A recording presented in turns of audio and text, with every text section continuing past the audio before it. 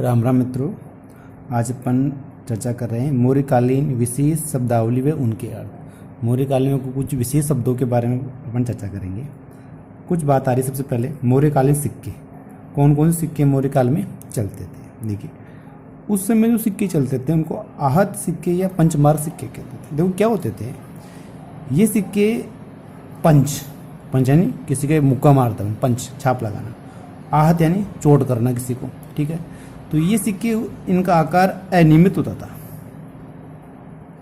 आकार होता था अनियमित, आकार को निश्चित नहीं होता था, किंतु इनका भार होता था वो निश्चित होता था।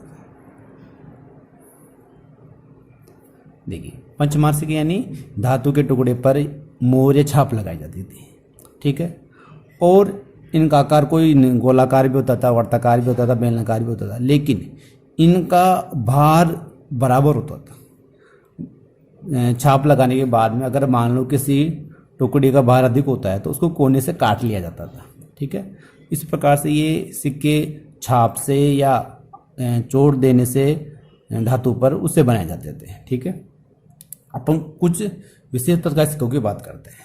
यहाँ पे एक बात ये ध्यान देने वाली बात है, दूसरी शताब्दी से पूर्व और छठी शताब्दी ईस्वी पूर्व की बात करें, यानी छठी शताब्दी ईस्वी पूर्व से लेके दूसरी शताब्दी ईस्वी पूर्व, इस बीच में जो सिक्के मिले हैं वो आहत सिक्के या पंचमार्क सिक्के कहलाते हैं, ठीक है। अब देखो मित्रों, अपन कुछ विशेष प्रकार के सिक्कों की बात करते हैं। काष्ठपर्ण, पर्ण और धारण। देखो, अपन पर्ण, आपसे पूछ सकते हैं पर्ण किस प्रकार का सिक्का होता था, चांदी का था, सोने का था या तांबे का था, तो अपन कैसे याद करेंगे? देखिए, पर्ण, कांसा पर्ण में पर्ण है, यहाँ भी पर्ण है। धारण, देखो पर्ण से याद करना पग, धारण से धरा, ये जैसे धरा याद कर लेना, ठीक है। तो पग धरा पे देता है। अब पग पर जनरली किस धातु के अपन वो पहनते हैं साहब, आभूषण पहनते हैं, तो साहब अब जनरली अपन पहनते हैं चांदी के, पहनते पैरों में, तो साहब ये पर्ण होता था, ये चांदी का सिक्का होता था, चांदी का मौर्य काल का सिक्का कहलाता था पर्ण, ठीक है। चलिए बात अब करते सुवर्ण निस्क। सुवर्ण, सुवर्ण से दिख रहा है सोने का, साहब साफ साफ पता चला सोने का सिक्का था। निस्क, अब निस्क से पता चला साहब किसका सिक्का, ये इससे पता नहीं चल रहा, तो निस्क पे याद करना आप नेक, नेक यानी होती गर्दन, नय क्या दोनों इसमें भी, नय के इसमें भी है, ठीक है। गर्दन पर जनरली अपन किस धातु के आभूषण पहनते हैं? गर्दन पर जनरली ज़्यादातर लोग क्या करते हैं, सोने के पहनते हैं। तो ये क्या था, सोने का सिक्का था, निस्क सिक्का था। वो किसका था? सुवर्ण तो पता चल ही रहा है, आपको निस्क से पता करना है, तो निस्क से अर्थ क्या निकालोगे आप? नेक, गर्दन, नेक, नय और क्या दोनों आ रहे हैं? नहीं यार, इसमें भी नय और क्या आ रहे हैं, तो नेक से नेक यानी गर्दन, गर्दन पे हमेशा सोने, ज़्यादातर सोने का आभूषण पहना जाता है, तो सोने का सिक्का था, ठीक है। अब आता सब मासक और काकणी। देखो, अब यहाँ भी आपको एक ट्रिक बता रहा हूँ, काक यानी कौवा, मासक, मूसक याद कर लो, मासक से कर लो मूसक। देखो, अपन कोई अपने बोले साहब को किसी पशु पक्षी को कुछ धातु दान करनी है, तो अपन जनरली क्या करेंगे साहब, अपन सोना चांदी तो देने से एक बात तो नहीं देंगे, अपन रुकेंगे, ठीक है, अपन तांबे की दे देंगे। तो ये दोनों सिक्के तांबे के ही होते थे, ठीक है। मासक यानी ये बड़ा सिक्का था, बड़ा तांबे का सिक्का। मासक यानी पशु को बड़ा दे रहे, ठीक है। काक यानी कौवा, कौवा को छोटा ही देंगे, तो छोटे तांबे का सिक्का होता था, छोटे तांबे का सिक्का ये वाला होता था, ठीक है मित्रों। देखो मित्रों, अगला अपना शब्द आ रहा है लक्षणाध्यक्ष। देखो, लक्षण यानी किसी के बाह्य लक्षण देख के, उसके मतलब प्रकार देख कर आकलन करते थे। तो देखो, लक्षण अध्यक्ष किसी कहते, लक्षणाध्यक्ष कहलाता था सब टकसाल का अधिकारी था। देखो, टकसाल जैसे सिक्के छापते हैं वहाँ टकसाल होते हैं। प्रत्येक आदमी सिक्कों को देख के ही लेता है, लक्षण नकली तो नहीं है, सही नहीं है, चेक करता नहीं करता। तो लक्षण को देख के करेंगे अपन सिक्के बनते कहाँ पे, टकसाल में। तो अपने याद कर ले लक्षणादेश कौन था, टकसाल का अधिकारी।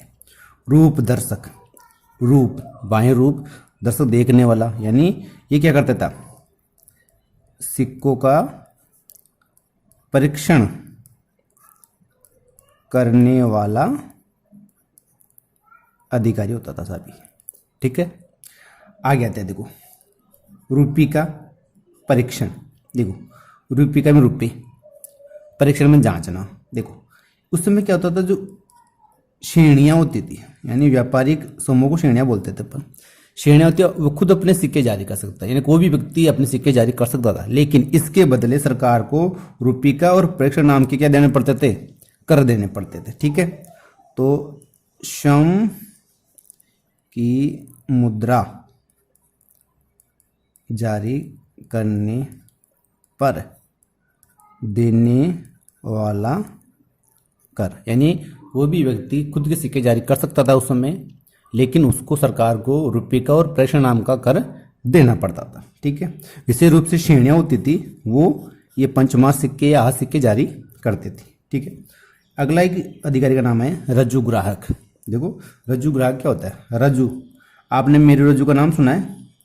मेरू रज्जु होती है यानी कमर हमेशा सीधी रहती है। ठीक है, तो सीधा से रज्जु खड़ी फसल को देखकर क्या होता है, खड़ी फसल को देखकर कर का आकलन करता था, ये रज्जु ग्राहक। यानी कमर खड़ी रहती है तो रज्जु ग्राहक, यानी ये भी क्या होता है, खड़ी फसल को देखकर कर का आकलन करता था। ठीक है, खड़ी फसल को देखकर कर लगाने वाला, यानी ये खड़ी फसल को देख के कर लगा सकता था साहब अधिकारी। ठीक है, फिर आता है अक्ष पटलाध्यक्ष। अक्ष पटलाध्यक्ष, देखो अक्ष मतलब आँख, पटला बदलना, पटल यानी बदलना। ठीक है, आँख बदलना बार बार। देखो जो लिखापटी काम करता है उसको बार बार आँखें पलटनी पड़ती है, कभी इस पेज पे, कभी उस पेज पे, कभी इस पेज पे, कभी उस पेज पे। ठीक है, तो उसको अपन क्या बोलेंगे साहब, यानी जो लिखापटी काम करता है उसे बोलते थे महालेखापाल। अकाउंटेंट काम करता। ठीक है, महालेखापाल। देखो मित्रों, अपन बात करें आगे श्रेणी क्या होता था, तो श्रेणी बोलते थे व्यापारिक संघ को। जो व्यापारियों को संघ होता ना, व्यापारिक संघ को अपन क्या कहते थे, श्रेणी बोलते थे। ठीक है, सृष्टि, ये कौन होता था साहब, श्रेणी का प्रमुख। श्रेणी का प्रमुख, देखिए जातक कथाओं में श्रेणियों की संख्या बताई गई 18 प्रकार के व्यापारिक संघों के बारे में बताया गया। ठीक है, अब आता है साहब अपना जेठक। जेठक कौन था साहब, यानी जेठ मान के चलो तरह से, जेठ पूजनीय होता है उसी प्रकार। देखो मित्रों, जैसे जेठ पूजनीय होता है वैसे जेठक भी पूजनीय मान के चलो। तो पूजनीय देवता भी पूजनीय होते हैं, देवता की मूर्तियां बनाता है शिल्पी। तो ये जेठक कौन था साहब, ये पूजनीय कार्य करने वाले से संबंधित मान के चलो एक तरह से। तो आप इस जेठक याद करोगे, ये शिल्पियों का संघ, शिल्पियों की श्रेणी। जेठक कौन होती थी, शिल्पियों की श्रेणी जेठक बोलते थे एक तरह से। यानी शिल्पी क्या करते हैं, देवताओं की मूर्ति बनाते हैं, देवता पूजनीय होते हैं, जेठ भी अपना पूजनीय होता है। ठीक है, तो इसी प्रकार से जेठक थी शिल्पियों की श्रेणी। अब आता है सार्तवा। सार्तवा यानी साथ, जब बहुत सारी श्रेणियाँ साथ चलती थी या बहुत सारे व्यापारी साथ चलते थे तो उस समय सार्तवा का शब्द का प्रयोग होता है, यानी व्यापारिक काफिले। जो व्यापारी काफिले होते थे, व्यापारियों के समूह होते थे बहुत सारे, एक साथ एक शहर से दूसरे शहर व्यापार करते थे, उन्हें सार्तवा कहा जाता था। ठीक है, तो काफिलों का प्रमुख सार्तवा कहलाता। ठीक है मित्रों, तो आप सार्तवा शर्त लगाओगे, व्यापारी काफिलों से आप अर्थ लगा लेना। ठीक है, आगे आता है पार्श्व। देखो पार्श्व कर्तव्य वैसे होता है पीछे। ठीक है, अगर मान लो किसी व्यापारी को बहुत सारा लाभ हुआ है तो वो क्या करता है, लाभ को ओपन नहीं करता, वो पीछे की तरफ रख लेता है। लेकिन जब सरकार को पता चले तो सरकार तो अपना हिस्सा लेगी ही लेगी। तो एक तरह वैसे मान के याद करो इसको भी आप, पार्श्व कर्तव्य तथा कि अगर किसी व्यापारी को अधिक लाभ होता है तो सरकार उससे कर लेती थी। ठीक है, तो अधिक लाभ होने पर व्यापारी से लिया जाने वाला कर, यानी जो व्यापारी को अधिक लाभ होता था तो उससे सरकार अधिक कर लेती थी, तो उसे बोलते थे पार्स। ठीक है, अब कुछ वस्त्रों के प्रकार मैं आपको बता रहा हूँ। पहले आ रहा है चीनी पट। चीनी चीन, तो ये हो गया चीनी पट का होता है चीनी रेशम। चीनी रेशम को चीनी पट कहते थे। शोम, शोम से याद कर लेना, से क्षमता। चीनी लोग तो चीनी पट बना दिए, चीनी रेशम बन गया उनका, तो अपन क्या बनाएंगे भाई, अपन तो अपनी क्षमता अनुसार शोम बनाएंगे। ये क्या था, एक प्रकार का रेशम था। ये प्रकार क्या था, रेशम था, शोम। और चीनी पट चीनी रेशम होता था। ठीक है, हमारे पत्रों, यानी पत्तों से जो वस्त्र बनता था या पेड़ों के धागों से जो वस्त्र बनता था उसे बोलते पत्रों। पेड़ों के पत्तों या रेशों से बना वस्त्र, पत्तों के धागों या उनके रेशों से जो वस्त्र बनता था उसे पत्रों कहते थे। अब आता था दुक्कल।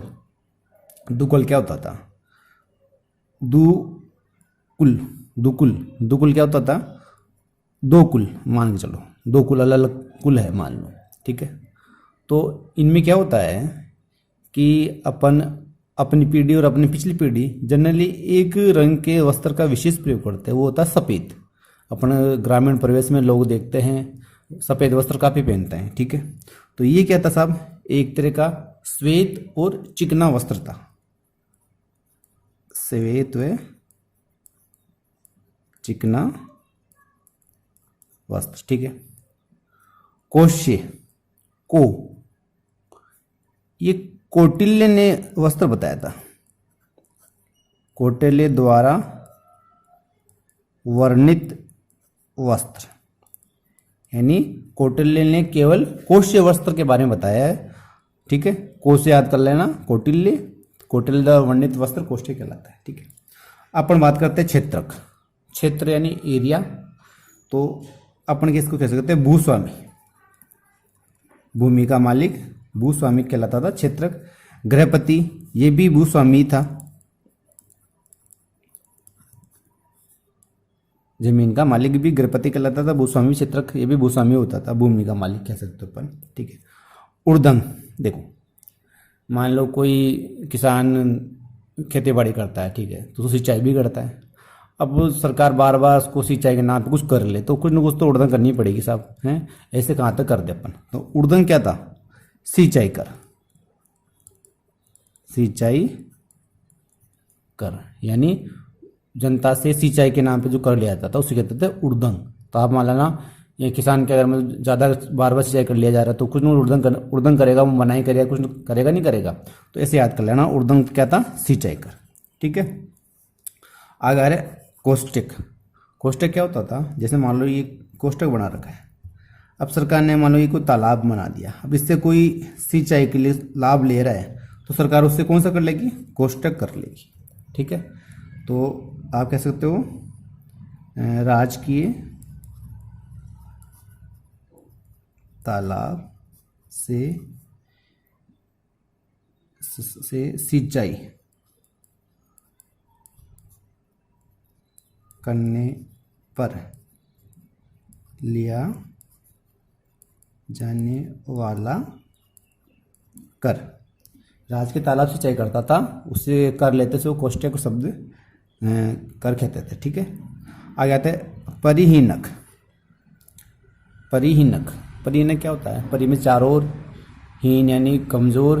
ठीक है, तो चारों ओर से कमज़ोर कर दे मान के चलो, यानी अगर कोई पशु सरकारी भूमि को नुकसान पहुंचाता था तो उसके मालिक द्वारा, मालिक से सरकार क्या लेती थी, परिहीनक नाम का क्या लेती थी, कर लेती थी। ठीक है मित्रों, यानी सरकारी भूमि पर पशुओं द्वारा हानि पहुंचाने पर लिया जाने वाला कर कह सकते हो आप इसको। तो सरकारी भूमि पर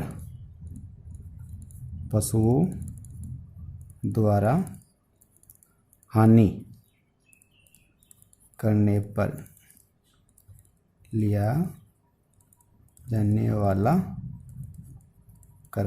परहीनक, पर में चारों ओर, इनमें से हानि कर दे, एक तो या नुकसान कर दे या नीचा कर दे, ठीक है। तो सरकारी भूमि को मान के चलो, परहीनक कैसे याद करोगे, पर में चारों ओर, हीन में कमजोर करना, ये चारों ओर से कमजोर कर रहा है, यानी कोई पशु सरकारी जमीन पर जाता है उसको या सरकारी फसल को नुकसान करता था तो सरकार उससे क्या लेती थी, परहीनक नाम का कर लेती थी। किससे, पशुपालक जो पशु था उसके मालिक से, ठीक है। अब आ रहा है औपायनिक। औपायनिक क्या होता है, इसे याद कर लेना, औपचारिकता। औपचारिकता मतलब समझना, औपायनिक से शब्द याद करो, औपचारिकता। औपचारिकता का अर्थ हो गया यानी फॉर्मेलिटी करना। तो मतलब क्या होता था, जब राजा को कोई विशेष अवसर होता था तो राजा को कर देना पड़ता था, यानी विशेष अवसरों पर राजा द्वारा लिया जाने वाला कर क्या कहलाता था, या राजा को दी जाने वाली भेंट क्या कहलाती थी, पर औपायनिक। तो विशेष अवसरों पर राजा द्वारा भेंट लेना, यानी औपायनिक क्या थी, यानी औपचारिकता। अपन के जैसे मान लो होली दिवाली राजा को कुछ उपहार दे रहे हैं, तो वो एक राजा को तो बहुत सारे पैसा क्या कमी को, लेकिन ये अपन तरफ से दे रहे हैं तो ये फॉर्मेलिटी हुई एक तरह से, औपचारिकता भी। तो औपायनिक क्या था, एक विशेष अवसरों पर राजा को जो भेंट दी जाती है जो उसे औपनायक कहते थे, ठीक है। आता पिंड कर। पिंड होता गांव पूरा, तो पूरे गांव से कर लेना, पूरे के पूरे गांव से एक बार पूरा कर वसूल जाता है, पूरे साल में एक बार, ठीक है। तो फिर से बोलते थे पिंड कर। पिंड यानी गांव से लिया जाने वाला कर।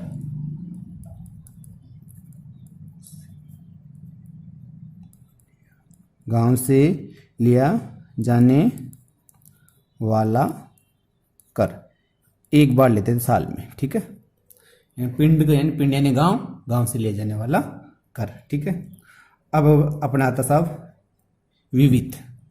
विविध, विविध क्या होता था दोस्तों, अब इससे विविध को थोड़ा उल्टा पढ़ो, विनीत पढ़ो एक तरह से। विविध को मैं विनीत पढ़ लिया।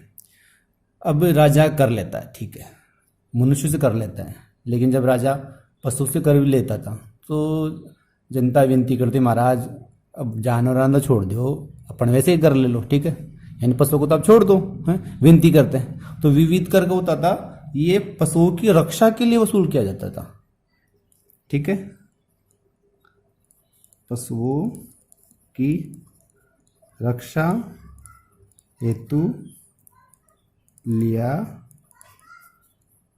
जाने वाला कर, यानी पशुओं की रक्षा के लिए भी कर लिया जाता था। जनता बोली यार महाराज विनती करते क्यों आप ये कर भी क्यों ले रहे हो, ठीक है, लेकिन कर तो देना पड़ेगा साहब। तो आप ये याद कर लेना, विविध कर कौन सा था, पशुओं की रक्षा हेतु लिया जाने वाला कर कहलाता था मौर्य काल में, ठीक है। अगला आता है पत्तिकर। पत्तिकर क्या होता था, देखिए मैंने आपको बताया था कि राजस्व इकट्ठा करने वाला अधिकारी का नाम था सम्मार्ता। सम्मार्ता कौन होता था, जो क्या कहते थे, राजस्व इकट्ठा करता था, सम्मार्ता, ठीक है। अब जब सम्मार्ता बोलता था कि साहब, सम्मार्ता कहता था कि राजस्व इकट्ठा तो कर ही रहा है, तो ये कहता साहब आपने राजस्व दे दिया, वो तो सरकार के खजाने में चले जाएगा, लेकिन अब मैं जाऊंगा तो मेरा भी खर्चा होगा, यहाँ से इतनी दूर आया हूँ तो घोड़ा भी कुछ चारा वारा खाता होगा, हैं, तो साहब इसके लिए भी तो थोड़ा आपको कर देना पड़ेगा। तो सम्मार्ता द्वारा लिया जाने वाला अतिरिक्त कर, सम्मार्ता ने राजस्व संग्रह करता था, ये अधिकारी सम्मार्ता कौन करता था, ये राजस्व संग्रह करता था, ठीक है। अब ये क्या कहता था भाई, मान के चलो ये से बोलता कि साहब अब ये तो सरकार में जमा हो जाएगा, लेकिन मेरा भी खर्चा पानी लगा, मेरे भी घोड़ा आया तो उसने भी, उसका भी खर्चा तो गए हुआ, अब उसका भी तो देना पड़ेगा। तो सम्मार्ता कौन होता था, सम्मार्ता द्वारा लिया जाने वाला अतिरिक्त कर, समार्था द्वारा अतिरिक्त कर लेता था उसे बोलते थे अपन पतिकर। ठीक है मित्रों, धन्यवाद।